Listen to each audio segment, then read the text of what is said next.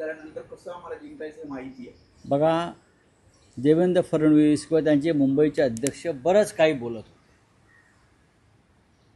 मुंबईचे अध्यक्ष त्यांचे असंही बोलले की शिवसेनेला इथे महापौरपदी एखादा खान बसवायचा आहे. बरोबर आहे, खान बसवायचा आहे. अब्दुल कलाम यांना राष्ट्रपती कोणी केले?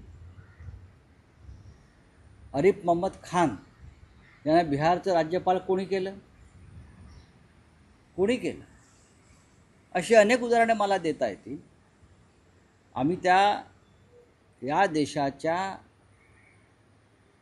राजकीय आणि सामाजिक जडणघडणीमध्ये, स्वातंत्र्य लढ्यामध्ये भारतीय जनता पक्ष नव्हता किंवा राष्ट्रीय स्वयंसेवक संघ नव्हता, पण मोठ्या प्रमाणामध्ये या देशामध्ये मुस्लिम समाज देशाच्या स्वातंत्र्य लढ्यामध्ये, सामाजिक चळवळीमध्ये होता.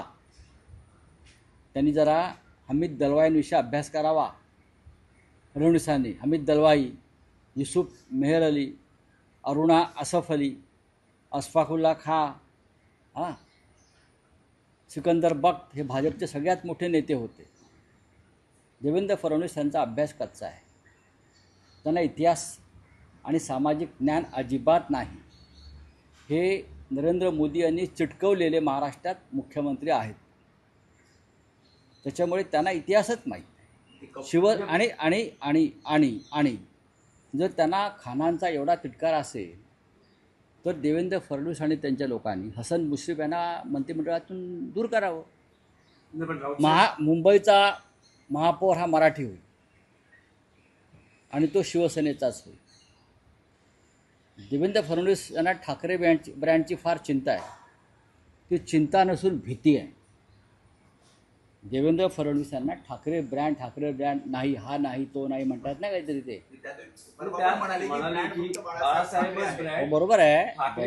त्यांनी असं म्हटलंय की एका बेस्ट पतपेढी निवडणुकीत ठाकरे ब्रँडचा प्रवीण दरेकर, प्रसाद लाड, शशांक राव यांनी बँड वाजवला. आता बेस्ट निवडणुकीमध्ये कसा बँड वाजला हे मी रविवारच्या माझ्या रोखठोकमध्ये लिहिलेलं आहे.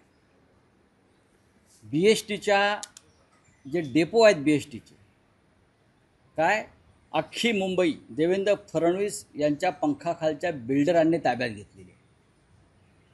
या मुंबईचं लोढाकरण आणि कंबोजीकरण कसं झालेलं आहे हे खरं म्हणजे मीडियाने मराठी माणसासमोर आणलं पाहिजे. मुंबईतले सर्व SRA प्रकल्प झूपासून दैसर, मुलुंड, बोरिवलीपर्यंत हे देवेंद्र फडणवीस यांच्याच जवळच्या बिल्डरांना कसे मिळत आहेत SRA प्रकल्प, याच्यावरती वर्षा गायकवाड यांनी चांगलं भाष्य केलेलं आहे.